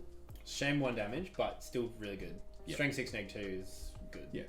The Falcon is now a drop pod. Drop pod. If you check out our battle report with Aeldari versus Tau, you'll see me use that in turn 1 to good effect. It's hilarious. Drop pods are awesome. Yeah, and Falcons now drop pods. It's great. Otherwise, all the vehicles are still pretty good. The extra upgrades you can give them have changed. Crystal Targeting Matrix is just ignoring modifiers to hit. Spirit Stones is no longer a Feel No Pain. It is now that you just count as double the wounds remaining for your profile. Sure. Star Engines is +3 inch move. Vectored Engines is once per game you activate in command phase, and once per game you get battle focus on your vehicle. Okay. It's fine. There's some builds that might benefit from it. Vector Engine's always been a once per game thing, wasn't it? Even previously. I believe so, yeah. It was like once per game you can move auto advance or something. Yeah. The Night Spinner is fine. It's got the Doomweaver, which is the same thing. It's got 2 of them. Yeah. Cool. Oh, sorry, one of them, but it's heavy 2d6. It's a bigger one. Yeah. Is it? But what? No high strength. Strength 7. Yeah. Minus Okay. 2 -2 for 2 damage. Okay. Yeah. It's cool. Fire Prism, as we've discussed earlier, has got some cool stuff. The focus 60 inches, heavy 2, strength 14, -5, 3d3 damage, and or you can fire it dispersed with a 3d3 shots and 2 damage. Cool. Wave Serpent is still great. It's still a good transport. The Wave Serpent Shield is now Quantum Shielding. Yes. But one worse. It's a 5-up Indolent save, not a 4-up. But the Quantum Shielding thing is also... Yeah, it's transhuman. So, yeah, force to wound on a vehicle is good. Yep. And then all the normal stuff. And then it's no longer an inbuilt ability to blow off the shield. It's now a strat, and it doesn't do mortal wounds. It picks a unit, and then that unit then cannot fire Overwatch or hold citizen to defend. So it's lame. And they have -1 to hit with their attacks in the next fight phase. So it's not that great. You're not going to be spending 1 CP on it, I guess. You will be if you're running something out of it. Oh yeah, yeah. No, I think there's actually a lot of play in that. Okay. Because you run your Wave Serpent up, you're shooting stuff. Then you're still around. You pop off your Serpent Shield when something's about to charge, and then you go, oh, your Howling Bages already have no Overwatch. But say you're striking Scorpions, they're charging in. You don't want them to get gunned down by bolt guns or something. Yeah. No Overwatch. Oh, -1 hit and return. Yes, please. Yeah. The Flyers, nothing to write home about. They're fine. Wraith Knight's good fun. Wraiths are good. Wraith Knights are also good. Still -1 to hit, which is even better on the bigger chassis. Yeah. Sorry, -1 damage. It's got Titanic. It can charge, fall back, all that kind of stuff. Yeah. Its weapons are pretty good. You've got the Titanic Ghost Glaive, the big sword, which is the coolest thing to put on it, obviously. Yep. Strength is +6, so strength 14, -4, flat 6 damage. Cool. Then you got a sweep attack, which is 3 times as many attacks. Yep. It's a night killer. It's a night killer. It's got a bunch of stuff on it. The Sun Cannon. The Heavy Wraith Cannon. 36 inches, heavy D3, strength 16, -4, D3 +6, and D3 mortal wounds in addition on an unmodified wound roll of 6. Cool. It's like a mini railgun almost. What's the point? The points of a Wraith Knight. I'm thinking 4 something. 420. My vote's 420. Y'all. Let's see. Maybe the last one. Here we are. Worlds of War. 400. Plus 30 for the Wraith Cannon. So it's 400 base. Yep. And it has the sword and shield. Yep. So close. And then the Webway Gate is kind of fun now. You set it up on the battlefield, and then you can essentially bring things in from strategic reserve through it. For free. And for free. Yep. Well, as in if you've got them in strategic reserve. Oh, you still have to pay to put them in? Yeah, you still have to put them in. Oh, but it counts as being your board edge, so you can walk them through it into combat. Yeah, that's sick. So you can set it up sort of, forwards a bit. Your opponent's like, oh, I want to come near that. Nope, here's my unit of Wraith Guard walking out into combat. So do you have to deploy it in your deployment zone? Nope. Sick, so you can just put it on their deployment? During deployment, when you set up this unit, it can be anywhere on the battlefield that is more than 12 inches away from the enemy deployment zone and any enemy models. So it's pretty much always going to be in your territory, I guess. Pretty more or less. Pretty much, yeah. But my game would be set it up on a midfield objective. Yeah. Keep a nice meaty unit of combat something in reserve.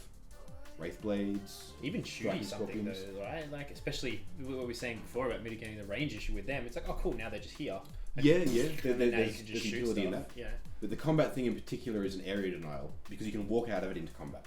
There's no charge, there's no Overwatch. You just walk into combat. Yeah. So your opponent really has to think if they want to go for that objective. Yeah, and you can, and it's not targetable either. You can't kill it.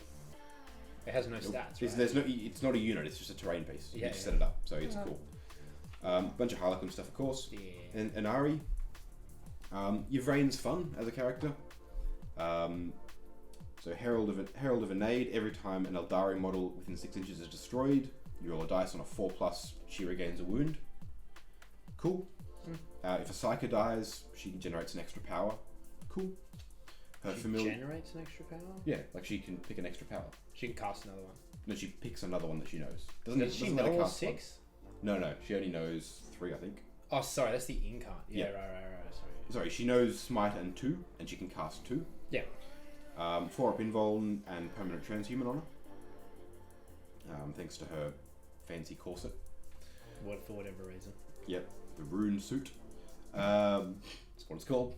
Right. Her sword is pretty cool. Hit rolls of 6. Targets does 2 mortal wounds, and the attack sequence ends. Yeah, which is good. So she's Celestine.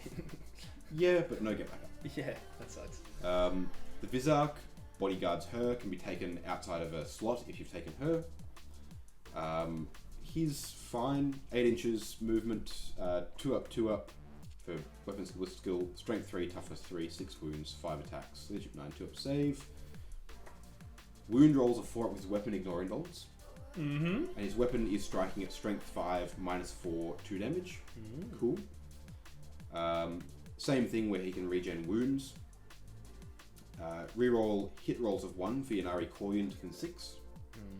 And then he bodyguards Yvraine and can be taken without a detachment slot if Yvraine's in the army. So when you take Harlequins and Drukhari in your detachment, do they get the Yanari keyword? Yep. Cool. So all their core units are core. Yeah, cool. That's cool. And then the Incarn, good fun. 10-inch move, 2 up again. Strength 7, toughness 7, 12 wounds, not 14. 6 attacks, leadership 10, 3 up save. Has a ranged weapon called Swirling Soul Energy. 6 inches, assault d6, strength 7, -2, 1 damage. Automatically hits the target. And there's a rule further down that it targets every single unit within range. Like enemy unit. Oh yeah. So that's cool. And then the sword has a piercing strike and a sweeping strike. Piercing strike is +4 strength, so striking at strength 11. -4 AP, D3 +3 damage, ignores invulns. Nice. And the sweeping blow is you make 2 instead of 1, so you're getting 12 attacks with it, -4, 1 damage. Whatever. 4 up invuln, halving damage. Cool. Ignores combat attrition for Inari units. Sure. Swirling energies, targets every unit within range with this attack. Inevitable death. This is the fun one. You can set it up in deep strike, and instead of deep striking normally, it just shows up on the battlefield when a unit dies. And the way it's written here, this can happen in turn 1. But from it may not from Strategic Reserve. No, as in, do you still have to be within a distance from your enemies? Within 1 inch of the model, not within engagement range. And you can't charge the same player turn that you showed up. Yeah. So if you show up in your turn, you can't charge. But if you show up in your opponent's turn, you can then charge in yours. But then also you can be charged in yours. If you bring it on from shooting. Yeah. So ideally you bring it on your opponent's combat phase. Yeah. And then your turn, you're just charging with impunity. Yeah. There's also a fair, and it can keep doing that throughout the game once it's on the board. Even if it's in engagement range? Can it can zip away when a unit dies. And there's no provision saying it can't do it more than once per turn. Yeah, right. So hypothetically, for whatever reason, you can have it jumping across the board. And in fact, you'll see me do this in the Inari vs Knights battle report, which I should have just come out fairly recently, where I actually, in hindsight, I think this was itself a mistake.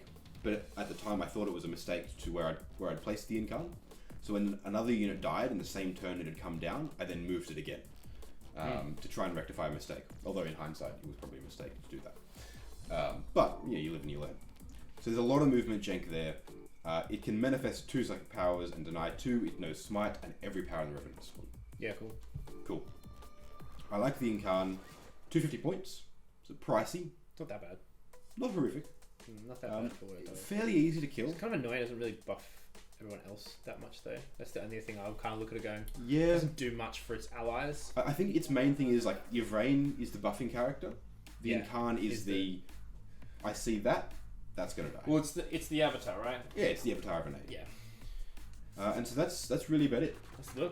That's the book. A couple of things to mention is the artwork is phenomenal, as it is in all these new books. Just like flicking through it and looking at all the stuff, or even all the side little bits around the edges are cool. Some nice stuff in here. A whole bunch of fluff and all kind of stuff. And then, as with all of our reviews, that seems to this is what you're here for. Let's have a little gander. Let's critique Games Workshop's Photoshop abilities. Have they hired anyone new yet? No, it doesn't look like it. Nope.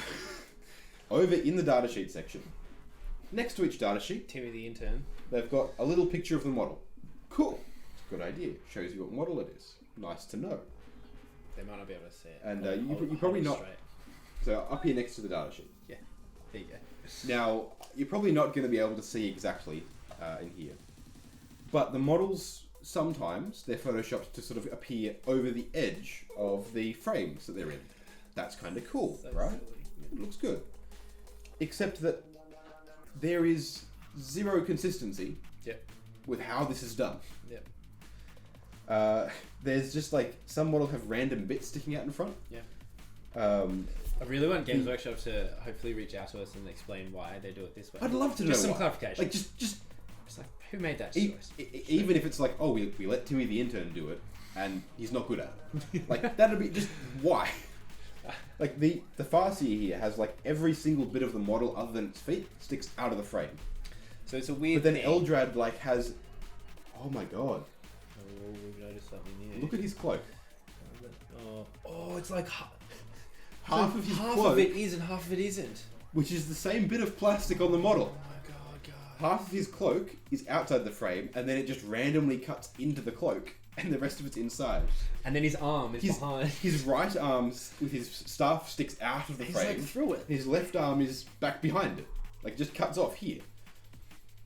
It's baffling. The Viper, which I was looking at a moment ago. Keep going fast. The Viper is just... The whole thing The is whole straight thing up is there. just flat in front of the frame, except the flying stand, which is down into it. Look. Oh my god. They've just slapped it on the front. So it's weird because we've spoken to so many people about it on our podcast and other things. No one really notices it until you notice. So is the Shroud Runner. You know. Slapped straight on front. Same with the Shining Spear. Shining Spear. So the jet bikes apparently. Well, at least there's some continuity there. Yeah. Right? It's funny. And then you've got... Next time you look at your Codex, You're never not going to be able to see it now. go back and look through it and spot it. And let us know if it bothers you. Like it bothers him so much. I find it funny because It's hilarious. it's just a really bad... The Falcon, Yes, the Night Spinner, very and the bad Fire Prism, they all look as though the frame is like closing around the back end of it. So like, the tanks are all this chassis, and the frame is just like around the back like this. Yep. And then the Wave Serpent, for some reason, Is like... is like here. No idea why. Yeah. It's just randomly different. Super weird. Then the flyers all have like the cockpit sticking through. The Wraith Knight's pretty funny. Just the head. His head is just like popping out of the frame. There he goes. It's a little like what do you call the burrowing things pop out? Oh, mole... Meerkats. Oh, popping out. them. Okay, right. The Webway Gate just slapped on front. Just slapped in the front of it. It's very strange. It's baffling. Have a look, everyone, Yeah. and let us know in the comments your thoughts on it. The Incarn is really weird. The sword sticks out of the frame, and so does the horn, but none of the energy does. But on the model, the energy's in front of the sword. Oh yeah. So that's a really weird perception thing there. But yeah, so that's always good fun. Make sure to check that out. So funny. Yeah. So final thoughts. Final thoughts on the book. on the Craft Worlds and Inari section, not the Harlequins. Yes. It's good. Okay. I've played a couple of games now. It's good fun to play with. By all reports, it's good fun to play against. I mean, just Eldari is never fun to play against Eldari. Yeah. Also, you just need to roll better. Yeah, I mean that's Like, obviously you're running tower. that we should know have- we yeah. know that's the goal Yeah. in life, is to roll better, you know. But Tricks to win. Just roll sixes. It's fine. sixes. But yeah, it's a good book. The rules, aside from like the weird choice to make Phoenix Lords all Catan, I don't have any problems with any of the rules being fluffy or not fluffy. They're cool. No, nothing screams out as broken, and nothing screams out as... Well, a few things kind of scream out as a little bit underrated. If you roll really hot on Strands of Fate, it can definitely feel oppressive. But then that's when you're rolling like 4 or 5 sixes for that roll and just keeping them. And you're going, oh yeah, nothing dies this turn. Yeah. And that's a pretty high spike. But that's true of high spikes on dice rolls in general. Yeah. If you were to roll those on your saves, it'd still Be the feel same. bad. Yeah, or your invos or whatever. Exactly. Things like that feel good. Battle focus is nice. Now, you're unhappy about the terrain thing. I'm not. I like it. Okay. And the reason is because if it didn't, you'd be able to just really bust the book. If it didn't have the caveat that terrain messes with your battle focus move, you'd be able to have fire dragons that are untargetable. You'd be able to sit your vehicles with your vectored engines back there and spend an entire turn having an entire gun line that cannot be targeted in return, behind obscuring and stuff. So I think it's a good thing that terrain just neuters it a little bit. Yep. It's still good. Movement is still key to the game. Yeah. Being able to have that extra 6 inches after shooting is fantastic. And you can still do targeting jank with it, moving behind line of sight and stuff like that. But I think it just tempers it enough to mean that it's not busted. I mean, like, one of the best things, the way I can see using it is, like, if you know you're getting a 6 on your Strands of Fate or whatever, yep, and you're behind obscuring, move 3 inches into the obscuring. Yep. You've got the CP to move 6 inches on your battle focus. Yeah, all that too, right? So and you then can shoot, still do it with 1. touch the obscuring, shoot, move back. Yep. Right? Like, I mean, it's the same principle. That and Fire and Fade on 2 vehicles. Yeah. That's pretty close to a pretty big thing like that. Exactly. But it's forcing you to invest in it. Yeah. Whereas if it just innately had it, it'd be too much. Yeah, overall it's a good thing. I think internally that's a good choice, as you say, for it to be that way. Internally it feels really good. The aspects are amazing, but you also pay enough points for them. The Guardians feel good. Big 20-man units of Guardians running around, they can do work where they're needed. They feel they're not as good as Aspect Warriors, but they're better than Guardsmen. So that's good. Until Guardsmen get better. Yeah, of course. But things like that, it's good. The characters all feel good. The one thing I didn't mention, which I should have, because it was probably the thing that I'm most happy about the Aeldari. In previous versions of the game, to run an Aeldari detachment, you needed to include one of these 3 named characters. Okay. Now, the Incarn is kind of a not named character, given it's an avatar of an aid, yeah, and not a specific Eldar character. But you had to run one of them. Not anymore. You can just pick Aeldari as your craft world choice. And run an Autarch and a Farseer and a Spirit Seer, and we're like, these are my characters. You know, you can run your non-named Aeldari detachment now, which I'm really excited for. That's cool. You know, Yvrain isn't on every battlefield anymore. No. And I'm a big fan of that. That's good. Yeah. So it feels really good. I'm happy with it. It's a strong book. Just the craft world section, not a busted one. I'd say it can compete on top tables, but it's not going to just roll over them. Yeah. Yeah. Which is where I think all books should be. Yeah, which currently isn't the state of the game, unfortunately. But look, we've got this one, and it is. So, good stuff. Wow. The part of it that isn't broken. Yeah. Which themselves, we won't get into it here. Oh, it's pretty crazy. It's pretty crazy. It's not as crazy as some stuff. No, not like no. Yeah. But that's another video entirely. Yes. Thank you guys for watching. We hope you enjoyed our bit of a ramble through the book. Yes. Let us know your thoughts on it down in the comments below. Zoltan. Be sure to like, subscribe, and comment everything that you want to say to us. Join our Discord. Jump on our Patreon if you want to support us a little bit more. Every little bit helps, and we love you for all of that. Absolutely. Big thanks to Dice Arcade for being the official sponsor as well. If you enjoyed this and you're like, ooh, I want to pick up some Eldar, pick up some spicy Wraith units to run as an Ari. More Wraiths is always good. I've got to pick some more up. Yes, yeah, we do. If you want to do any of that, hit up Dice Arcade. You'll get their normal discount, which is discounted from GW, and an additional one for using Risky Rollers at checkout. Yes. So check them out. Give Tim some love. Awesome. Yeah. Thank you guys for watching. We hope you enjoyed. And we'll catch you guys next time. Bye.